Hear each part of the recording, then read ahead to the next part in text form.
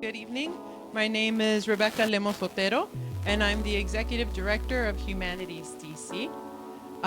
We are an organization based in DC that supports anything around humanities, history, culture in our great city. Tonight, I'm excited that we're going to have a Humanitines panel, and I'm about to introduce the awesome panelists.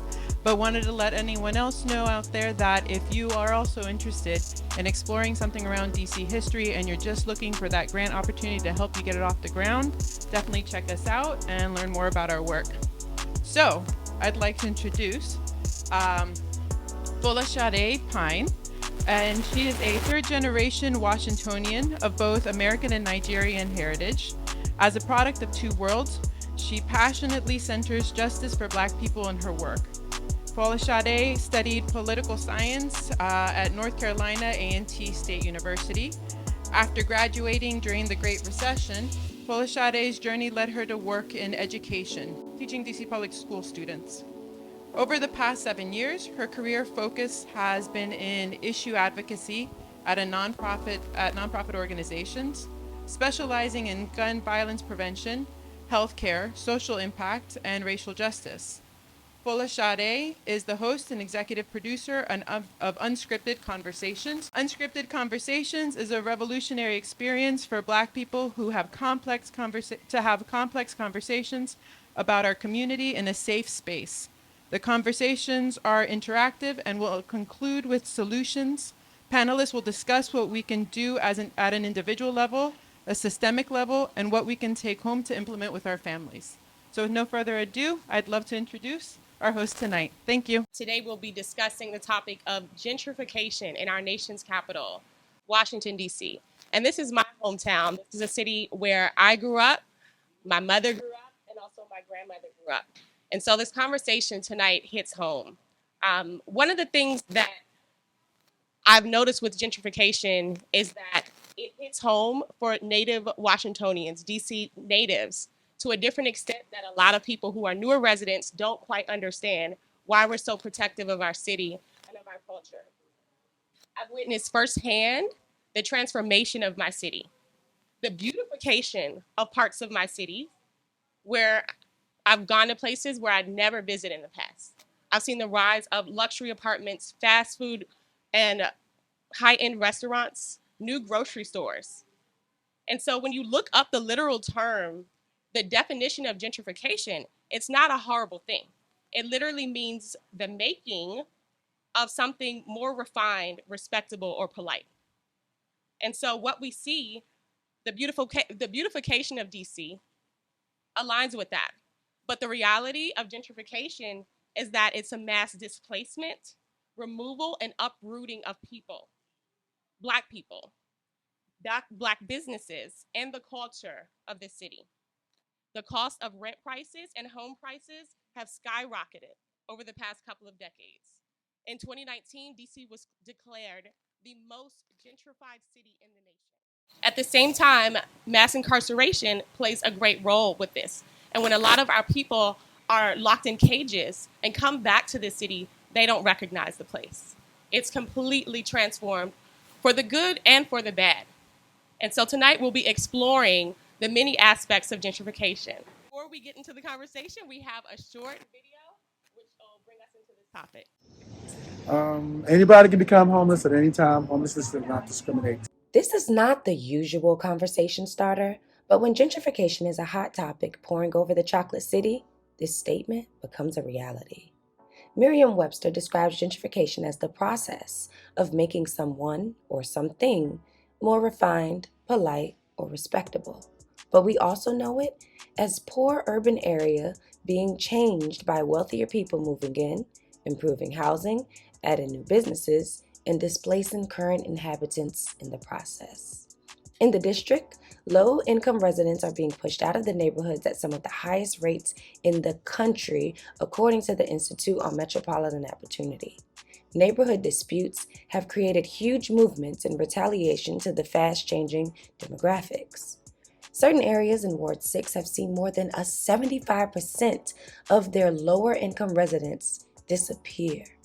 You can witness the juxtaposition of rundown buildings right next to freshly renovated ones, houseless people sleeping right under luxury apartments. DC is an enormous budget. We have $100 million housing trust fund that they can extrapolate money from for the budget.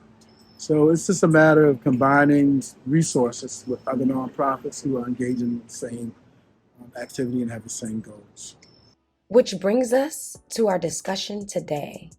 Does gentrification create the American dream, or does the displacement caused by these changes cause a neighborhood nightmare? And hosted by FolaSade Pyne, who will speak with America's go-to money coach and investment expert, Syga Thomas, who teaches people about how to invest, eliminate debt, attain financial freedom, and begin a path to financial literacy and independence through Madewell. Kelsye Adams, who also has a finance background, but is now the executive director for Long Live Go-Go, where they produce artistic activism events like Mochella, where go-go music is used as the intersection to politics and culture. Shirkiyama Jarima is an independent filmmaker, Howard alumni and former professor that currently owns the landmark Sankofa Cafe bookstore right across from the university. She directed a documentary on housing displacement in DC from the 70s called Brick by Brick and has since experienced an encounter with gentrification surrounding the bookstore. Daniel del Pielago is a DJ, an immigrant, and a father, but he is also an organizing director for Empower DC, where he hopes to support staff organizers in pushing their campaigns and organization forward as a whole. Each panelist brings their own experiences and ideas for how to address gentrification as a whole and how to move forward as a community. Let's get into this unscripted conversation. Who are you first, and what brought you to DC, and how long you've lived here? So I want to start with Kelsye. Hi, everybody. I am glad to be here. Shout out to all of you in person and online that are joining us. So great to be out this beautiful Thursday evening. But let's get right into the conversation. I am Kelsye. Unfortunately, FolaSade only said one of my titles, so I wear actually a ton of hats, so I'm going to have to shout them out to explain who I am. I am the executive director of Long Live Go-Go. I also serve as the program director of DC Vote, and I also am the presenting associate of Capital Bop, and I'm currently the managing director of a festival called Next Fest, which is next Saturday. So who I am right now is the managing director of Next Fest, and the theme of that festival is DC statehood. All of the organizations that I represent all work in some capacity to uplift this fight for DC statehood and demand that Congress grants DC residents DC statehood. You asked what brought me here. It was my mother. She's a great woman, so thankful for all the things that she does. And what brought me to the fight specifically was not my mom, though. She did bring me to DC, obviously, because she had me. A proud product of Dunbar Senior High School, so right here in the DC neighborhoods, DCPS proud graduate. But I attended Virginia Commonwealth University, and while I was there, I served as an intern for the Democratic Party of Virginia. And there I realized that the same opportunities that the residents of Virginia are afforded are not afforded to those of DC. And to really, feel what that felt like, graduating from college, like figuring out what I was going to do in my career professionally. I majored in political science, and so to know like the height of my career in DC, where we house Congress, the Capitol, the president, the height of my career as a resident was going to be city council. Unfortunately, the mayor is just not the highest ranking public official anywhere else. And so to really like internalize what that means and what that looks like after again, just studying this as a major, thousands of dollars into my education, to realize that what I studied really kind of didn't pertain to my lifestyle. My internship, again, highlighted that fact because at the time, Tim Kaine was running for the vice president of the United States of America. Again, something that DC residents normally probably wouldn't do because they don't have any like political structure to do so. Like they never served in the Senate, they never served in the House, so like they have no guideline to really do anything like that. And so again, internalizing all this information brought me into the fight. But go ahead and kick it to my guy Daniel to my right. Yeah, thank you. Thank you to Unscripted, to everyone here for having us this evening. My name is Daniel del Pielago. I'm an organizer with Empower DC. I'm actually originally from Peru. I was born in Peru in South America, My family immigrated here in 1980, and we landed in Northern Virginia. As soon as I could get myself into the district, I was always here in the district, hitting up all the nightlife, all of the culture. And then when I could afford to live in the district, I finally moved here into the district. I initially moved to the Eastern Market neighborhood. Most recently, I lived at the Ella Jo Baker Intentional Community Co-op, which is right in this neighborhood, which has shaped a lot of my thinking around housing and access to housing and how affordable housing should be. And of course, the work that I do in the district. Now, I'm a proud PG resident of no longer in the district. But yeah, that's a little bit about me. Syga Thomas. I'm originally from Los Angeles. Moved here nearly 20 years ago when I joined the State Department as a diplomat. Was based here in Washington and worked in several countries, been really carefully. And over that time, I then started acquiring real estate in Washington DC. Fast forward to now, this is primarily what we focus on residential commercial real estate. Awesome. Thank you all so much for sharing more about yourselves and your background. Now let's get into gentrification. How have you personally been impacted by gentrification? This is a systemic issue. It's not an individual issue. We're all a part of it, but our experiences are different. So I want to start with, I want to kick it back to Syga. So as someone who, we could say profits from the system of gentrification, how has the change in the city affected you and your business? No doubt. As a developer, it's undeniable. And I'm not going to sit here and say that I haven't been able to find opportunities via development in the cities.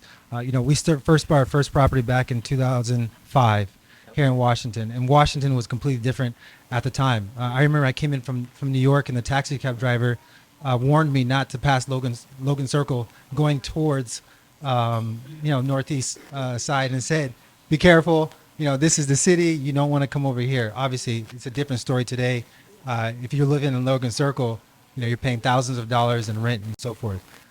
Look, this DC has developed tremendously in the last 15 to 20 years. There's no doubt. And a lot of the developers have obviously been behind a lot of that, going into certain areas or markets that were undeveloped at the time or blighted at the time, have created development, which has obviously brought in a different demographic, good or bad. And I think that's obviously a topic that we'll touch upon this evening. But for myself as a developer, being able to go into areas that are undeveloped and obviously acquire land or houses, redevelop them or sell them or hold on to them, we've been able to profit, and has led to our growth as a company. But I think there's obviously positive aspects to that side. And so obviously I can touch upon that as we go forward. Thank you for that. And I do want to make sure that we're, seeing both sides of the conversation. That's why I'm so glad Syga's here today. I'm someone who also benefits from the system in a sense, even though I'm a native. Some may consider me gentrifying because I live in luxury apartment buildings, right? We're all a part, we're involved in this system. We all play different roles. But another side of those luxury apartment buildings are a lot of newer tenants who come here and aren't used to the culture. They're not used to people playing go-go in the streets. And so I want to pass it over to Kelsye, who led an incredible movement here when some of the newer residents were against the culture of the city that they moved into. And so Kelsye, I want you to tell us about the Mochella movement. It's so funny that Kelsye and go-go music are synonymous at this point in my life. Piggybacking on myself, I am a Northeast native, but I currently live in the U Street neighborhood. I also am the chair of the U Street Neighborhood Association.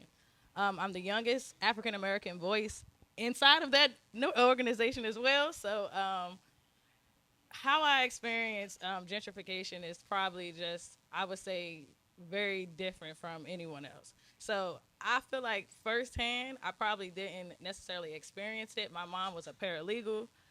Growing up, I chose to not go to private school. Like, I just kind of begged my mom to not send me to St. John's. I said I want to go to Dunbar, and so I went to Dunbar. But if I would have wanted to go to St. John's, I could have went to St. John's.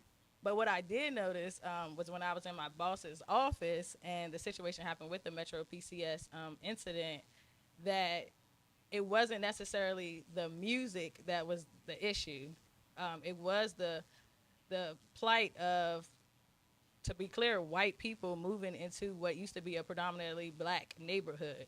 And I did want to clarify that definition of gentrification. So Merriam-Webster does read a very beautiful definition of gentrification at this point, that it's all polite and redeveloping neighborhoods, X, Y, and Z. Oxford decided to go the extra mile and really make it for what it is today, and it's the plight of wealthy people moving into urban areas with the influx of new businesses. And the detriment of that is that the natives, what would have been current inhabitants of those areas, are not able to afford those new businesses. And so what we saw that happened with the Metro PCS situation was people who probably have phones that are Metro PCS phones. Like, let's be clear, most people have a phone plan, iPhone, paying a monthly, lease fee for your phone. Yeah. I know most people don't even own their iPhones. And so when you talk about, the real underlining of what's going on in these communities is most people are living off credit. So wealthier people are living off credit. People who are natives or inhabitants to an urban community are probably utilizing community resources that were already there, including Metro PCS phones, including Social Security phones that Metro PCS stores gives out for the elderly, okay, who can't afford a phone plan at all. And so I think that we try to put like beautiful wording around what's really happening. But if you dig deep and really understand, what's happening, you see that it's not just necessarily this surface level, oh, these people are coming in, but it's a displacement of not only politics, but of culture. And so the culture that already exists in a community is going to be displaced when you have quote unquote wealthier people, because wealthy is also, again, a mindset. It's a piece of paper, but your actual mind could be wealthy and you just have no paper to back that up. And so in my opinion, culture is more of a tangible, lucrative thing that somebody can make income off of than paper. If you have $100, you can't just remake $100. You can't go to a print shop, and make $100 and that's a liable piece of paper. No, but you can use culture and use that economically to benefit yourself. And so I feel the influx of the people who come in recognize the culture, realize that the people who live here were benefiting off their culture, and now they decided that silencing that culture will also silence that group of people. Thank you for sharing that, Kelsye. And I want to also pass it over to you, Daniel, to talk about your experience. And I know this is the work that you do every day at Empower DC, but also would love to hear about that, but also how it's impacted you personally. Sure. On a personal level, I would say not as much, in the sense that I'm an immigrant to this country. I grew up in Northern Virginia. As I mentioned, when I could afford to live in the district and move into my friend's basement, that's what I did. Most recently, as somebody who has lived here a significant amount of time, when my daughters were getting bigger, and we started thinking of more space, it just didn't make sense for us, with our budget, with what we could afford, to actually buy in the district, because it's just so expensive. So it's kind of like it's poor us, but I think on a personal level. Now, what I've seen through the work is a lot what my colleague here, Kelsye, has mentioned, is really, this fight for land is what it's come down to. And that translates into culture. And so what I've seen is a movement that's been block by block. You could even say building by building, block by block, ward by ward, neighborhood by neighborhood, where development has encroached on people who have lived here for a significant amount of time, have shaped the city to what it is, and now we're seeing people extracting the benefits of this land. So it was interesting. On my ride here, I Ubered here, and I came in from PG, so I came in around Howard, and we went past the first building that I ever organized in, 1111 Columbia Road, which was a building that went up for sale back in the day. We were unable to buy it, but we were able to set some things in motion to hold on to it. So to me, that's kind of like the big fight right now is like, how do we even just hold on to what we have? That still gives us a sense of what the city used to be. That helps the people who have helped to shape the city to remain here. So yeah, it's been sad, to be honest. Like I have to use such a simple word because it's just sad to see the loss of people's culture, the loss of people, the loss of land.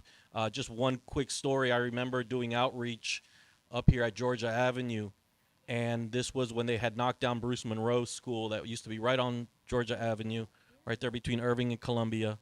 And I'm standing there doing outreach because we had been fighting, the city who had promised the new school. Then they knocked it down, and we're sitting there trying to talk to the neighborhood folks. And this gentleman is walking back towards me, and he's just really angry. And as he gets closer, I can hear him talking, and he's like, "Man," he's like, "I missed the damn stop. I just got home, and I couldn't recognize where I was. Just got home is colloquial for he probably just came out of jail, and he didn't see that landmark. He didn't see that thing, and it had changed his view of the city. So that always really sticks with me. How quickly the city has changed and how many people are seriously affected by it. Definitely. And thank you for sharing that point. I do remember Bruce Monroe. I went to Banneker High School, DC Public School graduate. Yes. Okay. Glad to hear we have members of our studio audience who have connections to that incredible school as well. But yeah, Bruce Monroe, I used to pass it on the way home. And I was just in that area the other day and I forgot that was a whole school. Now it's a park and there's a dog park there as well. But I think Well, there's. yeah, and it's interesting because that plot of land, when they tore it down, the then council member Jim Graham said it was interim use. This park would be interim use. Now it's tied to the redevelopment that's happening a little bit up the street, the Park Morton public housing. So they are going to actually that some of that park and that land will be used to build so-called replacement housing for the Park Morton redevelopment. So it gives you an insight as to I guess there's like the definition of gentrification. I think an added layer to that is the I don't want to say collusion because maybe it is the collusion between government and developers and investors into changing neighborhoods. Right? They saw this piece of land for its long term use and are now cashing in. Yeah, and I think that you bring up a really good point about collusion. Gentrification is a team sport, and I think when we have this conversation, it's important to go back and look at the history. It didn't start with Bowser. Bowser, our mayor, is very developer friendly. However, this didn't start with her. This started decades ago with mayors like Fenty, mayors like Anthony Williams, who set the stage for where we are today. And I think it's really important to always look back to understand where we're going. My mother, who grew up in this city, told me that when she was in her 20s, she came across something called the DC Development Plan. And in that plan, it said that by the year 2000, DC would only be for the wealthy. It would not be the city that it was in the 70s when it was a predominantly black city, when it was considered Chocolate City. And there's been a lot of change in that history over the years. In 2015 was when DC was declared no longer Chocolate City because the number of non-black residents exceeded how many black residents there were. Right now, we are seeing those trends change. So there was a report that recently came out with News One in this past July that spoke about how the pandemic actually shifted the number of black people who are still in the city and actually caused a certain white flight out of the city. So it's very interesting just to see that. But I think the conversation is more complex than just black and white. It's about the removal of people and the government making business deals that are prioritized over the well-being of the people. And so I guess we can all look at our different approaches to how to address gentrification, but who do you all think are the true villains? Do you think it's the government? Do you think it's the businesses? Do you think it's the newer residents who are coming in from Montana and Wisconsin and who are not concerned about the history and are just here to make their money and leave. Who do you think are some of, and maybe we don't use the word villains, but who do we think are some of the people who are responsible? I do think it's a team sport, but who do you think could be looked at as an entity that needs to be addressed in this issue? And I'll let anyone jump in, whoever's ready. We're all looking around. You know, in our experience, it has been Empower DC. We do a lot of work around public housing, which is federally owned land. You know, there's the local government is also involved in it, and what we've seen is once again this collusion between local government and private developers. So what the city recently did, I had mentioned Park Morton, along with Berry Farm, which is a historic black neighborhood here in the district. It was a neighborhood where formerly enslaved black people pooled their resources together, bought the plantation from Berry, and created this neighborhood, Berry Farm Hillsdale. Then through the years, through the highways and all of that, a lot of that land was taken, and they in the 40s they built public housing there. The city has created this program called the New Communities Initiative, which is a hint at what's happening there. So the city and the theme there, the narrative is that because this public housing is so run down that we now, and because our local government can't invest and the federal government is getting out the game, which they are, we need private funders to bring to rebuild these neighborhoods, to redevelop them and create new neighborhoods, and deconcentrate poverty. I always think that that's a deconcentration of power, where we've seen black neighborhoods, black communities come together. There's been some move to deconcentrate that potential power that exists there. So to us, it's fairly clear that the government is playing a huge role in allowing developments to take place that not only displace people but erase history. At Berry Farm, we've done a lot of work to preserve that history. We actually were able to get a historic designation at Berry Farm. The city fought us tooth and nail to not get that designation. It's interesting that just recently, when they're announced that they're breaking ground, you know, the mayor is saying this historic neighborhood, they were fighting us for that not to happen. They wanted to literally, it would have been erased. There would have been, that history would have not been there. So for us, I mean, a key player is the local government. And then, of course, the developers that, you know, aren't there with a value set and are there to extract as much money as possible. So, and then we see that revolving door, because we've seen quite a bit of people who work for the local government also working with developers and back and forth. So those are two key players, I think, that we can't, you know, that we have to realize. Definitely, and I think I want to pass it to Syga to hear your perspective. And I know you have interest in financial education and helping people to be in a better place financially to actually benefit from the new development happening. So I want to pass it to you. So gentrification is not unique to DC. That's the first thing I want to make sure it's clear. Gentrification takes place any corner of the world you go in right now. The same conversation could be had, right, regarding that city specifically.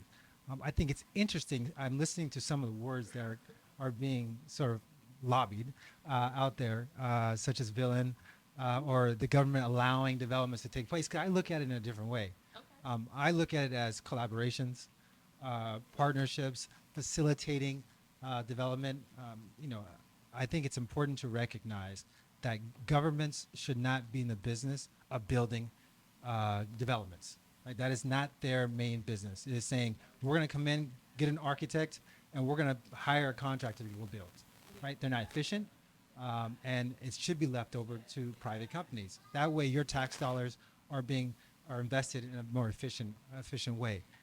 There is no winner in this. I think the biggest victim in this is the culture itself. I think that's really who's losing out on it. But I think it's difficult to say this is the proponent, this is the person who is responsible for it. I think it takes a little bit of everything, and I'm going to give you an example. I get pretty much every week maybe an email or call from a resident looking to sell their home. So they call me and say, hey, we've been here for 20, 30 years. We know you did this development. We like the way that development came out. We would like to sell our home. Are you interested? That's not me calling them. Wow. That's not me, looking to buy their home. But this is them making a decision saying at this point in our life, we no longer, remember, DC has changed in 40 years as well. There are a lot of people who live in DC. It's different. Traffic is a lot. There's a lot of people concentrated into a small area. So in some cases, people just simply want to leave. And so instead of necessarily just putting their house on the market, they call a developer, and you see sort of these neighborhoods changing. I think that it's sad to see some of these neighborhoods change in such a great way. Right now we're building a project in a neighborhood where 15 years ago, it was 96% black. I think they did a recent study and now it's like 47% black. That's not what I want to see. And so I think the goal of everyone, and I'm hoping this is what this conversation is about, is, what can we do to change this? What can we do to make sure that culture remains, that people who want to stay in their homes can stay, that rents are not going into a position where they can no longer afford, or condos, when these new condo developments come in, they're simply unattainable. And so that's sort of just my 2 cents. And I'm glad you brought up the situation of homeowners calling you. I've always known the absolute reverse of black homeowners being harassed daily. We have a family home that we unfortunately had to sell. It was on Kansas Avenue in Northwest. My grandparents owned that home. And when my aunt who owned the home, who was the last owner of the home, when she passed away, developers were knocking on the door every day. They were calling, harassing my family to get us to sell the home. And I've heard that side of the story. It's so important that we have this conversation because I've never been aware of individuals contacting developers. I've only seen that other side. And unfortunately, when it comes to elderly black people who may have had this home for the duration of their life, the majority of their life, a lot of them are in the position where there are tax liens that are causing them to lose their homes. There are situations where they may have paid their home off in full, but because of rising property taxes due to the change in environment, they are no longer able to afford that home that they paid for outright. And I know, Daniel, in some of your work, you all work with evictions and also just people being displaced. So if you could touch a little bit on that, I'd love to hear that. Yeah, so I agree with the brother here. I think the goal is to figure out how do we do sustainable developments, right? Unfortunately, in a project like Berry Farm, what we've seen is it started about 20 years ago as an idea, the city council approving this idea of the New Communities Initiative. Over the past couple of years, we've seen the displacement of the people. We still don't know when people will come back. They're building one senior building right now in the first phase redevelopment. That means people could potentially be away 5, 10, 15 years by the time they may have the opportunity to return, because they also don't have a right, an actionable right of return. Like they can't go to court and say if somebody tries to stop them from returning.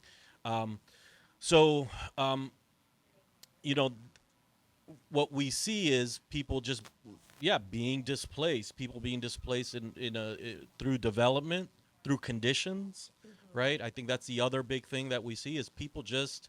I've been working with a woman whose ceiling caved in. She lived up in Southeast DC. Her ceiling literally caved in. The housing authority transferred her to Northeast DC to another public housing property. No hot water. No baseboards, no lights outside, just a mess. So people live in these not only conditions that threaten their physical well-being, it threatens their mental well-being. She testified yesterday and she's very strong. And we're going to talk about her in one of your questions coming up. But her thing was like, I am tired. I'm tired. I have 3 children. I've got a job. I'm tired. So, this is how people get beat up, and people sometimes will self evict. Now, what we're seeing after, unfortunately, after the pandemic, is we're seeing once again, much like I know many people cashed in New Orleans during the hurricane. What we're seeing in the district is a deluge of evictions where people simply can't catch up. They simply can't catch up. There's not enough programs to help them pay the balances that they have, even though there was a federal program. That money's gone, at least here in D.C. There is a local program that will only pay a certain amount. And people are at this place where even if they are able to pay the balance that they have, moving forward is the issue. So we see these many streams, these many levers that people get displaced, and it's all somebody will benefit from that, right? When somebody is displaced from their apartment because they're evicted, the landlord can raise the rent higher than the rent control if it's under rent control. So there's just a lot of incentive to push people out, and that's what we've been seeing in the district. I mean, I think that's you can't question that. Right, and that's an interesting concept you brought up, self-eviction.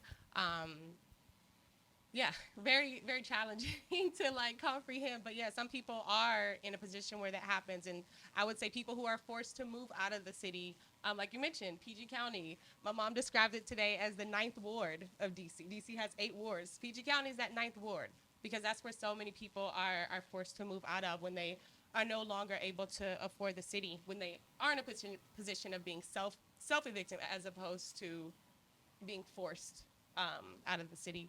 The next question, and I think, Syga, you brought up a really good point about solutions. I think every conversation that we have on Unscripted Conversations, we talk about solutions, what we can do, because we're in this, right? We can't undo, or we can't just look at the situation as woe is me. We have to figure out how do we make it more equitable, right? If there's going to be development, how can it be sustainable for the people? So what do you all think can and should be done to help preserve the culture, the people in DC? And I want to start with Kelsye because we haven't heard from you in a little bit. Well, and this kind of answers the villain question as well. So the collusion, though, unfortunately, in my opinion, is, again, that lack of DC statehood. So not having a voice in the Senate honestly matters in the gentrification conversation. And when we talk about preserving the land, the federal government can do that. When we talk about coronavirus and the CARES Act and running out of funds, the federal government would have allotted us those funds. Unfortunately, not having a voice in those conversations was detrimental. We saw a lot of businesses close in D.C. Most of those were black and brown businesses, and that's because 25% of the funds that were allotted during the CARES Act were allotted to districts and territories. Had we been allotted that 100%, we may see more black businesses right now. So when we talk about like actually pointing a finger, and I know he said it sounds like we're lobbying. We are lobbying because guess who used the same lobbyists? Senators, which again, remind you, we don't have one, and development companies. So the people who work on K Street work for JBG, and they also work for Senator Lindsey Graham. So keeping all this information in mind, unfortunately, the answer is clear, and it's 702 plus thousand residents living in D.C. We know the majority of them are black and brown, so it's just not coincidental that we are the only people who don't have a voice in Congress who are attached to this nation's land. And if we want to talk about preserving what that looks like and making that fabric look like us, then we need a voice in the conversation. So to be clear, the real reason is because we do not have a voice in our federal government. So the resources that we keep advocating for, including myself, I advocate literally every day. That's my occupation at this point. I went from a career profession fundraiser in federal government to an advocate. So I know firsthand that money is the root of the evil, and it's what changes things in this whole nation. And we're at a point where we need to be talking to, you say, other countries. We need to go to the United Nations ourselves and voice that this is a human rights epidemic against the citizens of D.C. Wow, that's powerful. Yeah. That's a whole nother level of advocacy, taking this beyond the city, taking it beyond the country. Okay. Next, I want to hear from Daniel about what do you think can be done to preserve the culture, the people, the fabric of the city? Yeah.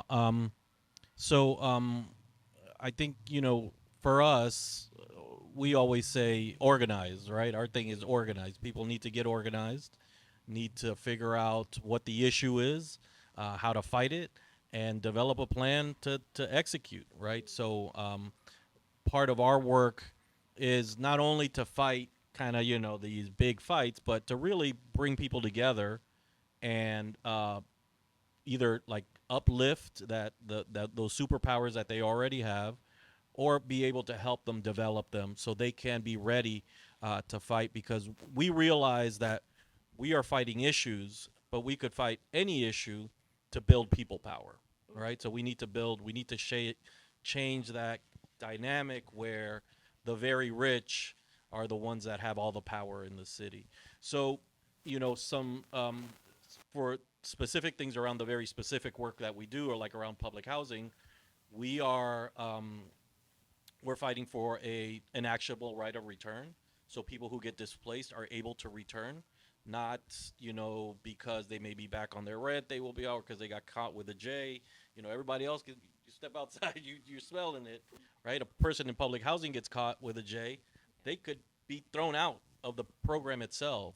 So we're also looking at how do we create homeownership opportunities for people in these redevelopments? How do they get a piece of the pie, some sort of equity? Because a lot of people benefit from all the money that gets thrown around. So, for example, at Berry Farm, the New Communities Initiative, the city, the deputy mayor for planning and economic development, has invested all of the money into that development.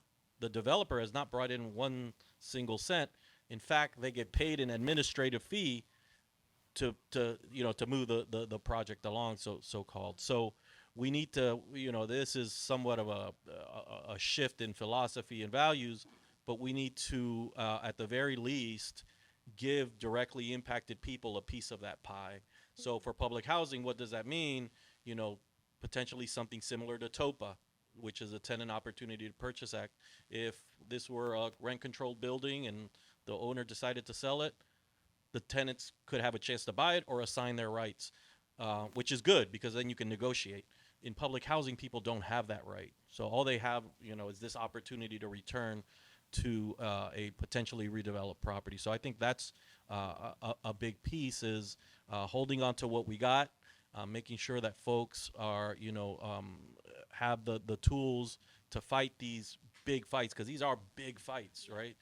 We are fighting against a very well-resourced, I guess, these are adversarial. Let's not just mince words. They can be very adversarial. So we need to make sure that people who are directly affected have the tools, not only, the wherewithal of what to do, but how to play the system, because it's really a game. At Berry Farm, we were able to win the Court of Appeals. We filed a thing along with the tenants did this along with a local lawyer, Ari Teresa. We're able to get a very big decision that the Court of Appeals was questioning the development. They said, you're saying everybody can come back, but you're not building the same amount of units. People will still be segregated by income. People will lose, access to green space. So they questioned the project. The city just went and withdrew their planned unit development, which is the development agreement. And then they rezoned Berry Farm, so they didn't have to do a development agreement, right? So they, we used the game. We won to a certain amount at the game, and then they just changed the game, So I think that's part of it, is really, and I think our work little by little, like right now, the Office of the Attorney General is working to better help residents of the district understand zoning and the crucial role that plays. Awesome. Thank you for sharing that. And Syga, from you, what do you think can be done in terms of preserving DC from a development standpoint? I think we talked about that a little bit. I'd love to hear more. I think what's great about these type of discussions, at least for me as a developer, I love hearing this right now. And that's going to allow us, when I go back tomorrow, I'm always thinking, right? So even right now, I'm always saying, wow, I want to develop that piece of land that's far away from here. You guys have no clue where. I'm already thinking, how can I develop that? What is it going to look like? What is that community going to look like when it's finished, right? And it's important to understand, the impact that we have as developers on the community, not just now, but 10, 15, 50 years from now. All right, so when you have conversations like this, and it becomes real, because you're hearing voices, I think it really helps paint a different picture. So as a developer, and I don't want to say just developers, but for this evening's conversation, I'm the developer, and I'm happy to advocate and talk about what we do. I can flip that hat in a second and be at their side as well, and be able to talk about the challenges that we face in the communities. But at the same time, I think having this real conversation is important for developers. So when I say change, it's making it real for the people who are having to decide. I heard about developer fees for projects and financing projects. Financing these projects is expensive and it's difficult. And it's not, you go buy a house, we all, for those who own homes or condos or whatever it is, you know how difficult that process is to just buying a house. Well, you're doing a $50 million project. Just imagine what that process looks like. So it's not easy for anyone. But I think that hearing this conversation right now, for other developers, I guarantee you, if they really were able to see, are there opportunities to keep people in place? Are there opportunities to where financially it makes sense, meaning we can still do this project? I think those opportunities would be taken advantage of. Thank you so much for sharing that. And I think a way for us to wrap too is to talk about who is doing some of the great work. Who are some of the champions? I know that each of you in your own way are advocating for the preservation of the people and the culture of the city. I know right now, our mayor, who I did share, is very developer friendly. At the same time, she recently started an initiative entitled the Black Homeownership Task Force. And their goal is to increase Black homeownership by the year 2030. And they have a whole team. We wanted them to be a part of the conversation tonight, but they are still doing their investigations, and they weren't ready to speak yet. But they will have recommendations on how they plan to implement that program in October of this year. So who are some of the people, or what are some of the ways what are some of the positive ways that people can help on an individual level or on a systemic level? And another thing I do want to mention is the HPAP, the home purchase, forgetting the A, but the HPAP program, assistance, thank you. The HPAP program, that's a program that helped many people in my family buy their first house in DC. Just recently, they have expanded how much they're able to give to people. I believe it went from $80,000 to now $120,000. And so there are opportunities for people who are of lower income levels to stay in the city. And so I would love to hear about more of the positive work that is being done in addition to your work, because you guys are all, doing your part as well. So anyone that you know that are champions for the people in this work. I mean, I would just uplift the names of the women. I primarily work with Black women in the district that are preserving and doing the work to save public housing. So I think these women are, and much like the history of this country, Black women have been at the forefront of protecting culture, of moving the movement forward. So I think there are a lot of they're not the executive directors of organizations, but they are the leaders of tenant associations. They're the leaders of neighborhood groups, So I think we really do need to pay more attention to those voices and uplift those folks that are doing the groundwork. They're putting their shoulder to the wheel, putting their necks on the line to make sure that we hold on to what we have and we're leaving something better for those to come. So I think that's a big part of the work. I think also, I would encourage folks to join an organization. At the end of the day, there's a local rapper that did a song for us back in the day. He said, if you want to change your situation, you better join an organization. Wow. And that, that's nothing new. That's what Kwame Ture told us all, right? You want to you want to change things, get organized, create, and join an organization. Love that. Kelsye or Syga, any champions that you want to uplift, or just recommendations for what people can do on an individual level, what can be done on a systemic level, but champions doing this work? So similar motto, if you can't change their mind, change their seat. So get in touch with your council members and figure out what they're doing. And if they're not doing what you want them to do, again, organize and specifically mobilize once you organize. Because it is great to organize, but if it's just you and your friend for 2 or 3, months or so, you're probably not going to get too far. So you need to get some more people on your ship, and sell that ship. And sell it right on over to your council member. Have a list of demands. Be very specific. Let them know exactly what you're asking for, and know what you want as well. As far as a champion, other than again the local organizations, unfortunately for me, I don't have a champion to highlight for gentrification in DC. It is rapidly increasing. I personally know, again, U Street Neighborhood Association, so Lee's Flower Shop, 1945, Ben's Chili Bowl, 1958.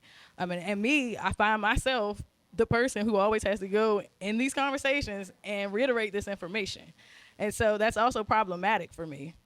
Unfortunately, I am managing a big festival this next Saturday, so timing-wise, this probably was not that conducive to my time. But as far as getting the message out for what's occurring in my own neighborhood, I find that I'm that voice. And so I continue having to find myself on the forefront of being that voice. So you yourself, if you can get involved with any fight, get involved with it. Because all these social and racial justice issues intertwine some type of way. And they all affect all of us. They are considerably nonpartisan because if you live somewhere, you're affected by something, regardless if you have money or not. So again, no champion for me for gentrification. I think we all, can just do a little better. And we can also ask our Congress, again, to co-sponsor our bill, HR 51, to get us some statehood, I'm going to always say that. Definitely love that. And Syga, any champions in the development world making an impact for the better? Developers out there that make an impact. And I think a lot of them approach it in their own way. There's no one way to do things. I myself, I created a foundation several years ago. We give away a lot of money every year to different organizations, both here and overseas. I do free financial literacy courses, free webinars, how to create savings accounts, how to buy your first home. I do what I can and take my steps. But clearly, this conversation has highlighted, obviously, an ongoing problem that is right now not going away. So for me, it's about how do I take this conversation, and the next time I'm speaking to one of my colleagues in the development world, sort of talk about this conversation, what we discussed. Does this pertain to what you're seeing, and so forth? I just want to make one more comment based off of that. So what I also find, as we know, my movement's kind of big or whatever, you have to meet people where they are. So unfortunately, with parents, unfortunately, like Saeed's, coming to a group of people that I mobilize, they're not about to retain that information. Unfortunately, if you're hosting your financial literacy class or whatnot, they don't see the value in that conversation. And so when we say meet people where they are, it's not a cliche statement. It's literally make the information and the terminology that you want that group to retain palatable for that group. And so myself, I use artistic activism, and I've been pushing artistic activism. I know for a fact that artistic activism works. I've seen myself on the Shade Room, which is one of the biggest platforms on social media. And so I know artistic activism works. At the end of the day, people have to be more intentional about the group or groups that they want to receive the messaging that they want them to receive. And that, again, looks like connecting with those people who are already on the ground doing that work. It's great to give out money from your standpoint, but at the end of the day, that's what you would look like. You just look like you're giving money to nonprofits. Unless you're on the ground literally doing the work with them, like we've worked together multiple times. So we know that we cross paths often in the nonprofit space. And bigger corporate conglomerates, if they want to come into our space and really make it seem like they're providing resources for the people who are affected by the work that we're doing, then they have to work with the organizations who are already doing the work. I think that's a good point and a good way for us to close out this conversation is that we all play a role in our interconnectivity as people who are advocating for the preservation of our culture and for the existence of our people in this city. We have to be on the same accord. We have to have more of these conversations. We have to be connected to one another. And like Syga said, when you go back to those development conversations, you're that voice for our people. You're that voice for us in front of Congress. You're that voice for us organizing our people on the ground. And so I think we all play our own role. So thank you so much, each of you, for being here tonight, but also for the work that you do every day. It's necessary and it's appreciated. So my last question for you all is, how can people find you? If they want to support the work that you're doing, they want to get involved in the organizations like Kelsye mentioned, and also Daniel mentioned, if they want to learn more about those financial literacy programs and how to bring that to their communities, right, to the people who are going to listen, how can they connect with you? So I'll start with Kelsye, and we'll go down. I got a lot of handles. So my personal is myself at Miss Kelsye, MissKelsye, and that's on all social media platforms.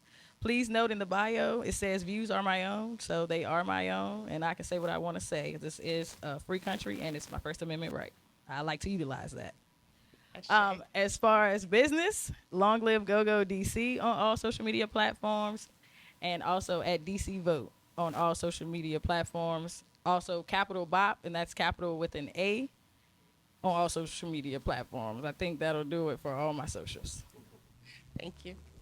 You can find Empower DC. Just search Empower DC. Our website is empowerdc.org. Empower DC on all the social media platforms. Check out our radio show. We do a radio show every Tuesday on WPFW from 1 to 2 p.m. where we host several of these similar conversations. Just look us up online. Awesome. Social media handles at Syga Thomas for free financial webinars, advice, sygathomas.com, courses, and everything else there. And then tableclothfinance.com is our consumer finance education company as well, so you can find more information there. Awesome. Thank you all so much. That concludes our panel, but if we have a few moments, maybe we can take a couple questions from the audience. So we have a question from Sage Colbert, who asked, why is diversity seen as such a bad thing, and how can we as community residents aid in the inclusion of this process? I think we have to be careful with the hijacking of movement vocabulary, right? So oftentimes what I'll see is this happened a lot with the school fight when the city decided to close a bunch of schools. Is we're just trying to create diversity, with housing. When they close down housing, we want to create mixed income neighborhoods. So it's this idea, though, that presupposes that the people that were there need something else to round out their communities. And the fact is that does, not need to happen. So we need to be careful on how we use these words and what the real meaning behind them is. It's usually to push forward an agenda that doesn't benefit Native, Indigenous people. And I would love to touch on that as well, because just like Daniel mentioned, people hijack movements, hijack, the narrative and try to twist it into another situation. We're not upset that new people are moving into Washington, D.C. Our biggest concern is the amount of Black people who have been uprooted, who have been displaced, who have been removed, right? Their lives are important. Their lives matter. And when our city has a plan to bring in thousands of new residents a month, what they're saying is that is the priority, not the people who've been here for generations, who've been here for their entire lives. So if you look at it an example of a business, right? Imagine being a long-term customer of a business, and you give your money to them, you pay every month, and then the business is now recruiting new people, and they're ignoring you. They're just worried about getting new customers in. I think that example hopefully it'll open up the eyes of people who are not from here and don't understand what it feels like to be treated like you're nothing in the city that you are from, to be uprooted and pushed out of something that you have been loyal to, right? That your ancestors have been a part of. So, again, to reiterate that point, we're not against diversity. Our priority is making sure that the people who are here, who are native to the city, are not removed. And we have a second question in the audience. Where homeowners are given these opportunities to have their homes remodeled, upgraded, and they hold on to their homes, and they're able to provide housing for others. Because I know of several seniors who have been, well, scammed out of their homes. Unfortunately, I have been a victim of that. And I think there are lawyers in this city who are too buddy with these judges who go behind take behind that robe and say, "Oh yeah, I'll meet you at Martha's vineyard, my wife and I," and because I know these scams happen, and I think it's a shame that these fake people, people who look like they might represent us, but they don't. And then they go behind the scene and they do these things. And there are too many people who have homes now who are fighting to hold on to their homes. And thank God for the group called Solomon's Project, because I think that's one avenue. And there's also the DC Black Workers Chorus that Sister Lucy Murphy and Dr. Karen Wilson have shown that through diversity, because people in that chorus are from everywhere, Venezuela, Chile, uh, Argentina, uh, California, North Carolina, everywhere. And the chorus sings at different events throughout the city. Like we just performed with POWAB, Places of Worship Advisory Board, and we were able to reach many people to let them know the struggle is on. If you need help and you need someone to come to voice through their singing to help get the message out, we can do it. Okay. Or $5,000 and per month, no limit, there's no cap. I'm just curious in terms of gentrification abroad, is there a specific roadmap for people who are being displaced, and is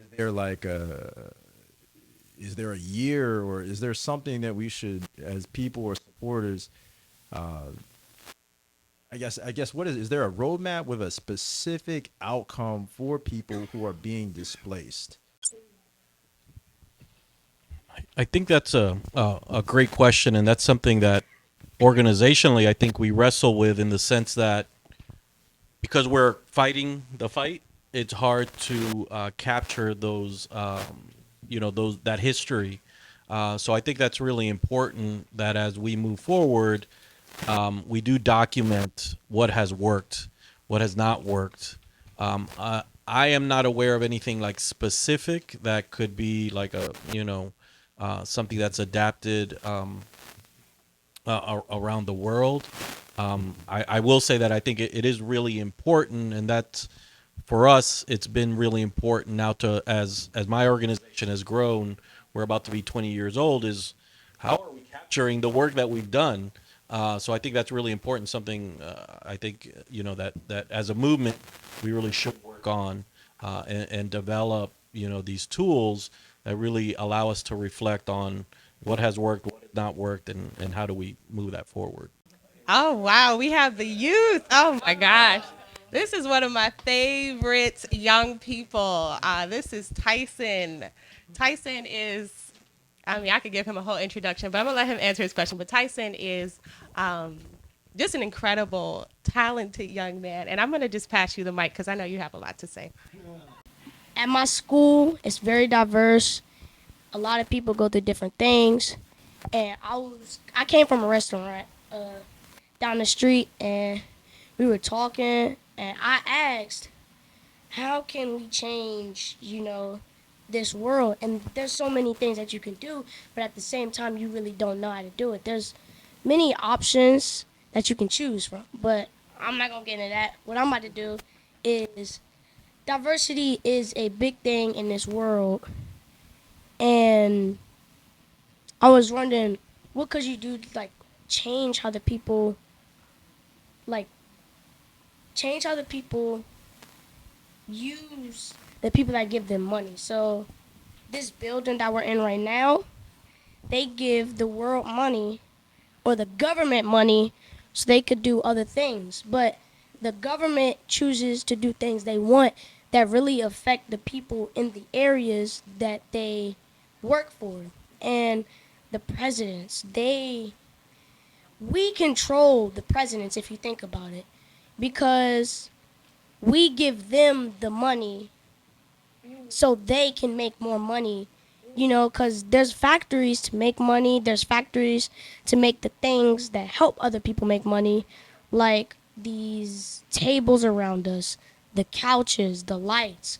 All these people have made money from doing other things, and the government has a lot of things to do with it, because a lot of my friends, we talk about stuff and we think COVID is a reason to cause Jesus. Okay.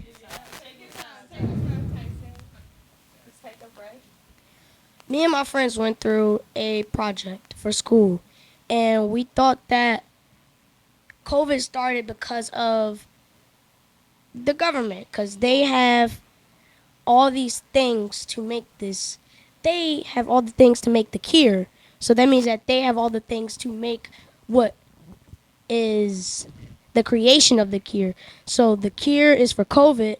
So that means that they made COVID so people could buy the cure and the vaccines so they could get more money, because the world is going down profit. I mean, you look in Chicago, you look in New York, you look in Florida, you could look anywhere really. When I went to Texas, I saw that it was way run down than what I remember. And when I went back to Richmond, I saw it was very run down than what I remember. Because when I was in Richmond, it was still ran down, but there was still life in it. When I went back, I mean, the people, there was a lot of homeless. I mean, and the thing is, the homeless people don't deserve what they get. They take the things that they take, spend the money on the things that they're not supposed to, because they really don't have another option. These people that are controlling them for no reason are taking away their lives. That's all.